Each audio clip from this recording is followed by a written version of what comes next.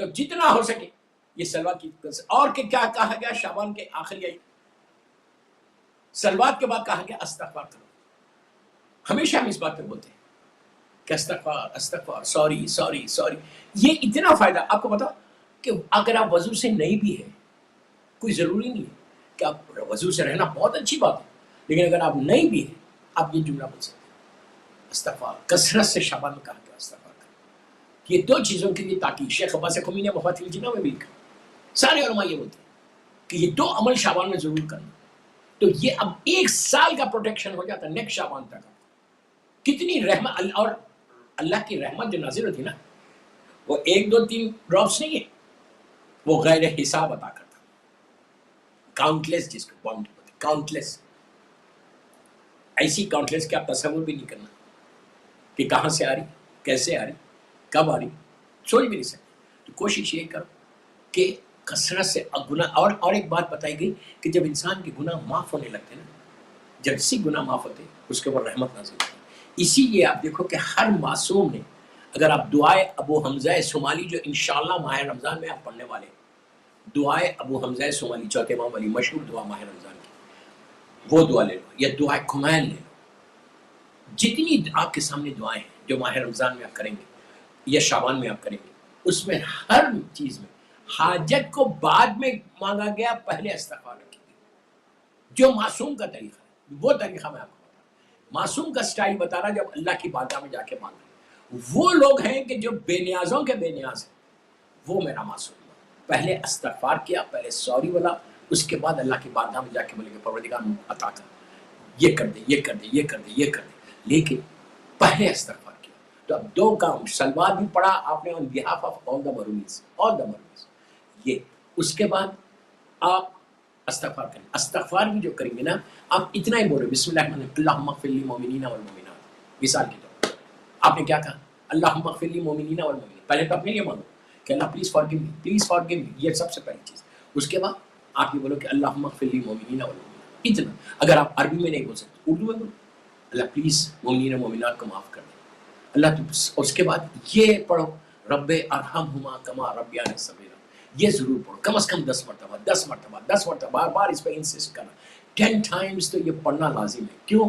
یہ ایک ریمائنڈر ہے، ایک اللہ ریمائنڈ ہم سے کروا رہا کہ ہم اب کس کے لیے دعا کر رہے ہیں. آپ یہ اپنے لیے نہیں کر رہے، مومنین کے لیے نہیں کر رہے، آپ یہ دعا کر رہے ہیں اپنے ماں باپ کے لیے کہ جس کا احسان، جس کی وجہ سے آپ کو شعبان پتہ چلا، جس کی وجہ سے آپ ماہ رمضان کے روزے رکھیں گے. یہ یاد رکھو، اگر ماہ رمضان کے میں روزے رکھ رہا تو just because of my mother and father. شعبان میں اگر میں رحمتوں کو لینا چاہ رہا تو میرے ماں باپ کی وجہ سے، اور رحمتیں آتی ہیں ماں باپ کی وجہ سے، اس لیے کہ جو کچھ ملا ہے ہم کو اپنے والدین کی طرف سے ملا. اگر آپ کے والدین زندہ ہیں تو آپ ان کے لیے مسلسل شعبان میں دعا کرنا.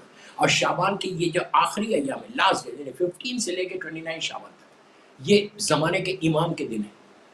ہر مہینے کی آپ یاد رکھو، ہر مہینے کی، رمضان ہو، شوال ہو، ذیقعدہ ہو، ذی الحجہ ہو، محرم ہو، سفر ہو، ربیع الاول، جتنے ایام ہیں 15 تاریخ کے بعد، 15 کے بعد 29 یا 30 تک، یہ سارے دن جو ہے زمانے کے امام کے دن ہو جاتے ہیں کہ آپ ان سے رجوع کرو. ویسے تو 24/7 میرے مولا کو رجوع کرنا ہے، 24/7 رجوع کرنا ہے، لیکن last days of the month, اور ہم بالکل last days of the month میں ہیں، تو یہ دنوں میں. اور شعبان پرٹیکولرلی شعبان اس لیے امپورٹنٹ ہے کہ یہ میرے مولا کی ولادت کا مہینہ تھا، یہ ان کی سالگرہ تھی، ان کی برتھ ڈے تھی. ہم نے بڑی گرینڈ طریقے سے برتھ ڈے کیا. دنیا بھر میں ہر جگہ بہترین امام کے جشن میں ہونا بھی چاہیے، اس لیے کہ ہمارا زندہ امام ہے. ہر چیز جو ہمارے اوپر رحمت نازل ہو رہی جسٹ بیکاز آف امام زمانہ، وجود آف امام زمانہ. جب تک میرا مولا اپنے ہاتھوں کو بلند نہیں کرتا تو ہمارے پاس کوئی رحمت اللہ کی نازل نہیں ہوتی. تو یہ ہمارے لیے تو بہت بڑی بات ہے کہ یہ آخری ایام جو ہے، لاسٹ ڈیز آف شعبان، یہ ٹوٹل زمانے کے امام کے.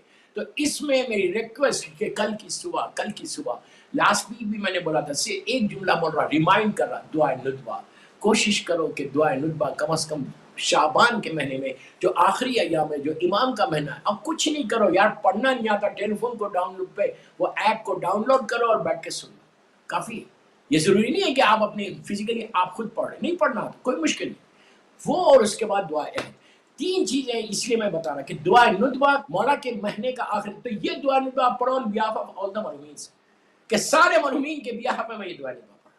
سارے مرحومین کے بیان. تو اب سوچو جو ثواب آپ کو مل رہا ہے ڈبل ثواب ہو گیا کہ آپ نے اپنے مرحومین کے لیے پڑھا, اپنے ماں باپ کے لیے پڑھا. اس لیے کہ اگر آج میں دعائے ندبہ پڑھ, اگر امام کی کچھ معرفت ہے تو just because of my mother, just because of my father, میرے ماں باپ کی وجہ سے, میری طرف سے نہیں ہے. تو یہ کوشش کرو کہ تم امام کی طرف سے کل کی دعا پلیز ندبہ کرنا نہیں چھوڑنا. لاسٹ تھرسڈے, لاسٹ فرائیڈے شعبان کا آخری جمعہ ہے اور امام کا دن, امام کا جمعہ ہے زمانے کی, تو کم از کم آپ کا ایک ریلیشن شپ بن جائے گا. تو کل آپ جب بول سکتے ہیں کہ مولا آج آپ کا دن.